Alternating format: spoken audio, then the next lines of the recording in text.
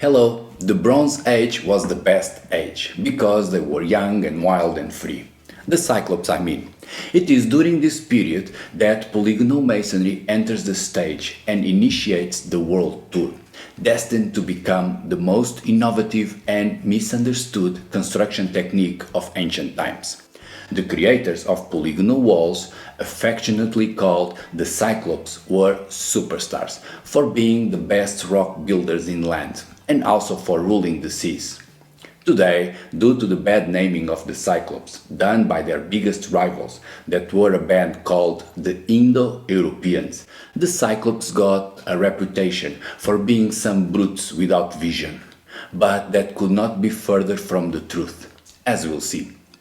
So, let's start and set the stage for the Bronze Age, to the Cyclops and their wild story of sea, drugs and rock and roll. Okay, maybe not the drugs.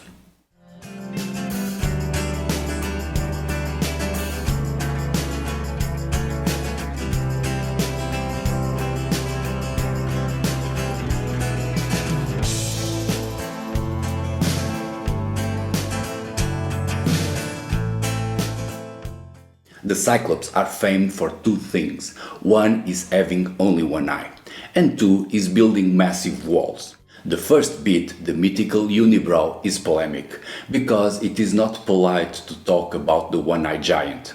However, the famed Cyclopean walls are plain evidence, still there for us to see and admire. Like this. There's the polygonal wall, which is a technical name for the best work ever done by the Cyclops, and they are pure rock and no roll. They were built without any glue to keep the stones together and are able to stand tall for millennia, being stronger than any other construction. It's an engineering marvel. Then there's also a simpler form of Cyclopean work, called the dry stone technique, that does not require shaping the stones to fit one rock into another, making it easier to build, but limiting what can be achieved in terms of how tall and how steep the walls are. It is deceptively easier to build with dry stone, because if not done properly, the wall would simply collapse. Either with polygonal or dry stone, building these beautiful walls required a lot of work and skill, and only exceptional artists like the Cyclops could have created them. These walls are found not only in Greece but all around Europe, even if some or most people will say that only the walls in Greece are the work of the Cyclops. I'll challenge that idea moving forward.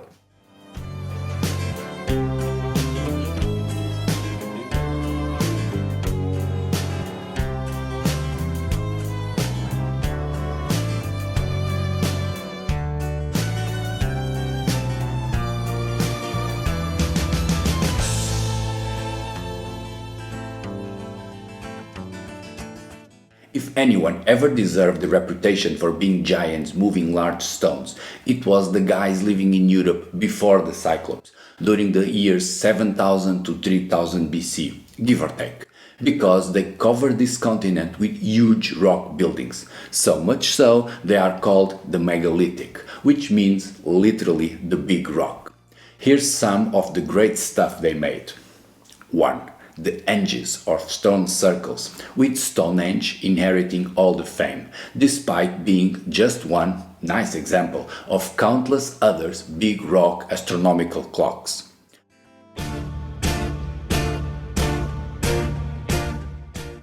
Then there are the dolmens or tumulus, where the cream of the crop of the megalithic society would go to rest for a long time, being dead as they were. Newgrange in Ireland and the Dolmen de Manga in Spain are prime examples of the many shapes and big sizes these last addresses things would have.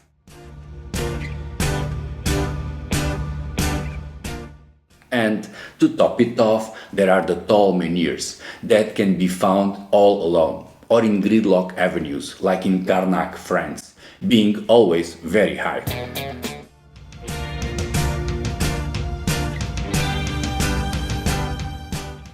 For the impressive effort required to carry those big stones around and the similarities of design in the buildings, it's easy to imagine how a visitor coming into Europe would believe the continent had been inhabited by giants. One eye or not.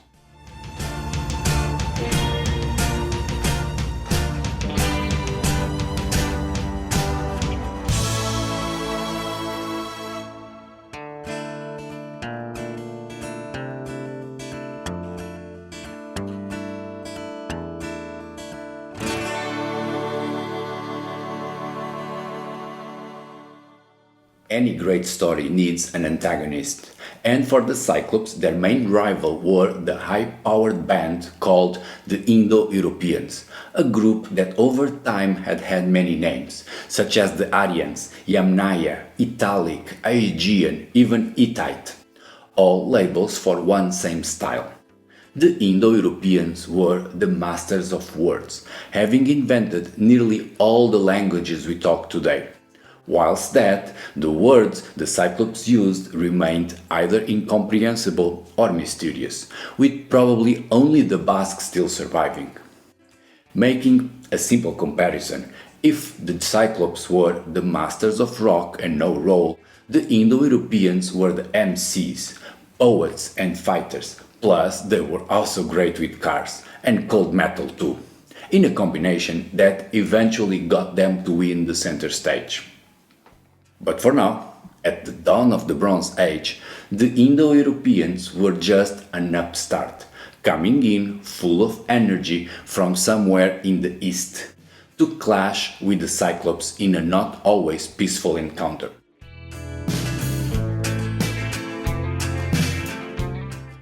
Metal. It's hard metal that makes the beat of the Cyclops and the other bands in this time, combining influences in an alloy with a punch. This metal period starts around 3000 BC and is named the Bronze Age due to the appearance, somewhere in Europe, of that clever combination of two different materials, tin and copper, that get harder when combined. This is relevant because, in nature, tin and copper are not to be found in the same place, not often close. So, for the people of that era, to make bronze they had to establish long-reach commercial relationships to procure the elusive tin deposits, usually by boat, considering tin was too heavy to be carried by land in those days. A second part of this history, featuring the downfall of the Cyclops, coincides with the Bronze Age collapse and this new metal period called the Iron Age, lasting from 1200 BC to about 400 BC. During this second tour, we'll see new Cyclopean masterpieces being built, wherever the Indo-Europeans had not yet reached, or where both bands were able to cohabitate. Such is the case of the Talayot of Menorca, the Castros in Iberia, and to a lesser extent the round forts of Ireland and the Broch of Scotland. But, considering this is a very long video, for me, I'll focus on the origins of the Cyclops and not on their demise.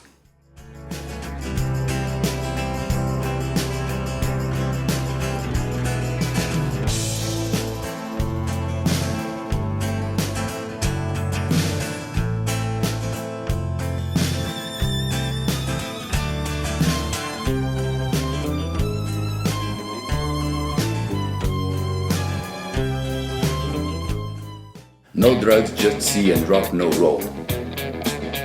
The Cyclops were masters of the sea, being in close contact with the sea-going Phoenicians and the Egyptians, who, by their Middle Kingdom, had incredible boats to carry huge rocks. Not to stay behind, the Cyclops frequently highland hopped around the Mediterranean Sea, in search of not the tan as we do today, but tin to make up bronze. Whereas the boats used by the Cyclops were great, the sad canoes the Indo-Europeans had managed to build were not. Whilst the Cyclops had mastered the sea, the Indo-Europeans would take serious risks just to cross the English Channel with their wooden buckets, and preferred moving by land. On the reverse note, the Indo-Europeans were arguably the inventors of car culture, being unstoppable when it came to motion war. The Bronze Age chariot was the meanest killing machine in those days, and it seems to have been an Indo-European invention. For all this, the Indo-Europeans had covered all the land, but were slow in sea, where the Cyclops had the advantage.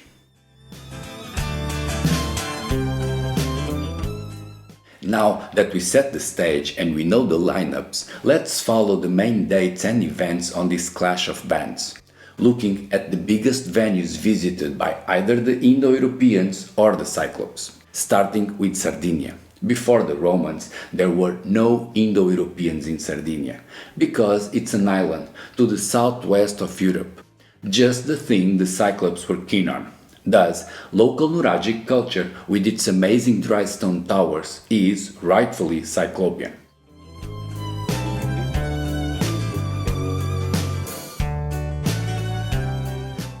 In England and Germany, we have just the opposite case. The Indo-Europeans arrived early, and with them a prolific megalithic culture vanished. There are even indications of genocide for when some Indo-Europeans called the corded ware crossed into England and exterminated the megalithic Stone Age builders.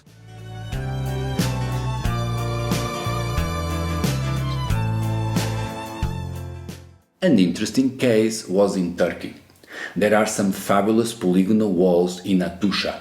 That was a big city ruled by an Indo-European band, the Hittite. However, that city was built by the Hatti, an older group and a Cyclopean one, thus revealing an uneven alliance between the hard rock working Hatti and the hard beating Hittite.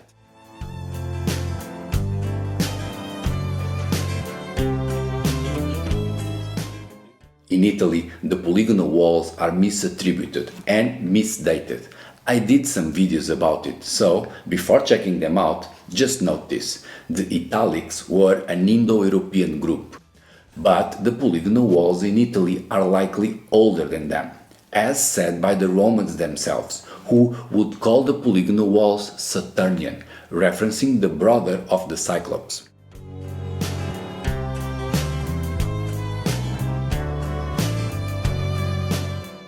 Finally, in Greece, the Indo-European Greeks, the inventors of the name Cyclops, said the polygonal walls in Mycenae and Athens were older, calling them either Cyclopean or Pelasgian, which are about the same thing in my perspective.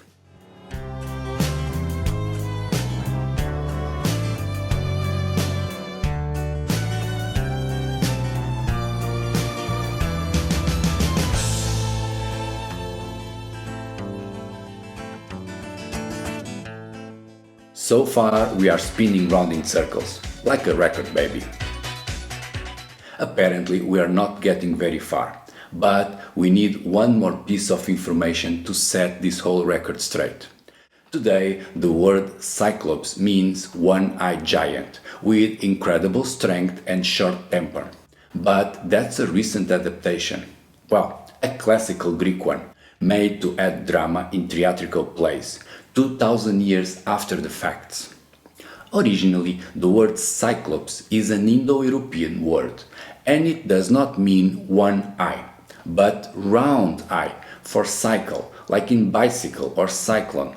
Thus, a direct translation implies the Cyclops were not one-eyed giants, but round-eyed people. If this round-eye name was used in China, we all knew why it was.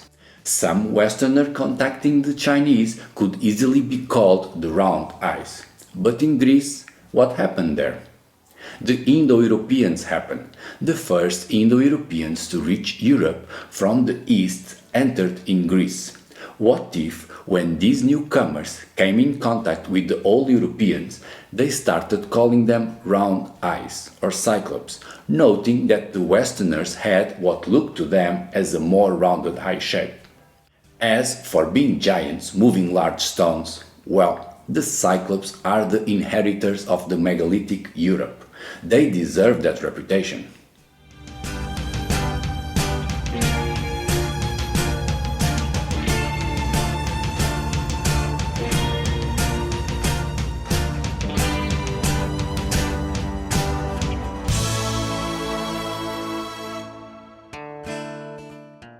There is a pattern in all this. The round eyes, the absence of Bronze Age stone structures in Germany, the old Nuragic civilization in Sicily, the megalithic builders around Europe.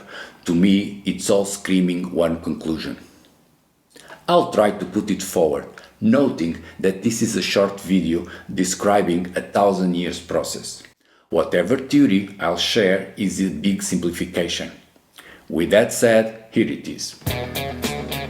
The Cyclops are one of the names by which the descendants of the megalithic population of Europe was known in the Bronze Age. Other names are Pelasgian and Saturnian. These names were given by the invaders coming in from the east, the indo-europeans. The indo-europeans were better with words, the same words we use today, better with cars and horses, most likely better with metalwork and fighting. They won. It took them literally thousands of years, but they did overrun the existing cultures of Europe.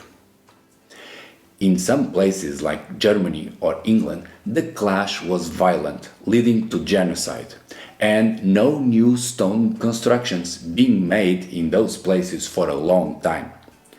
In other places, like in Turkey or Greece, the new Indo-Europeans ruling class cleverly occupied the palaces built by the native populations. The old people of Europe, the inheritors of the megalithic culture during the Bronze Age, can go by many names, but likewise the classical Greeks did, I also prefer calling them the Cyclops.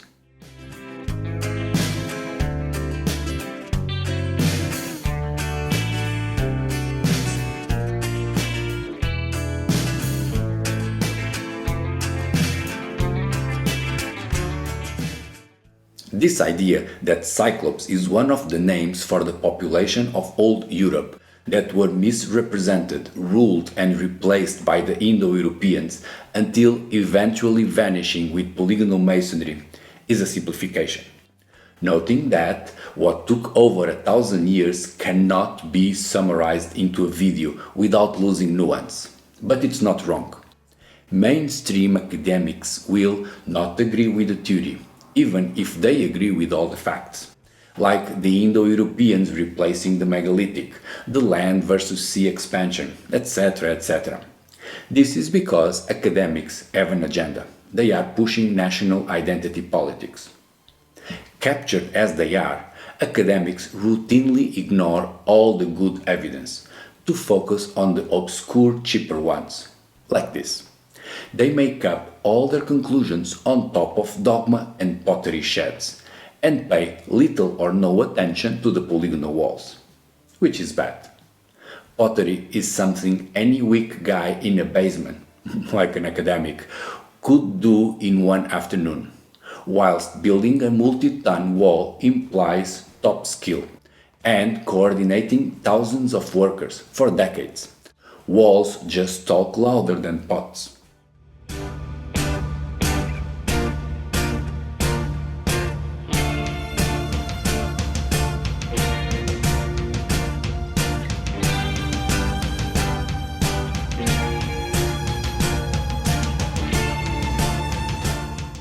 There you have it. The Cyclops were real people, the builders of brilliant polygonal walls, and the inheritors of the megalithic culture. But history is told by the winners, and the Indo-European invaders just won. It took them, the invaders, literally thousands of years, and it was not in a one-way win.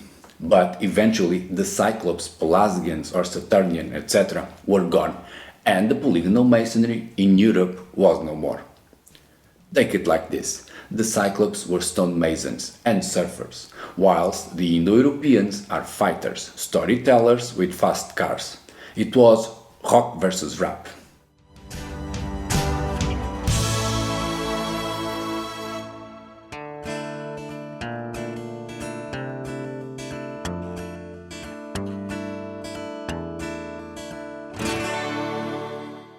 That's it. Hope you liked it. Please keep an eye on the channel. I'll be back.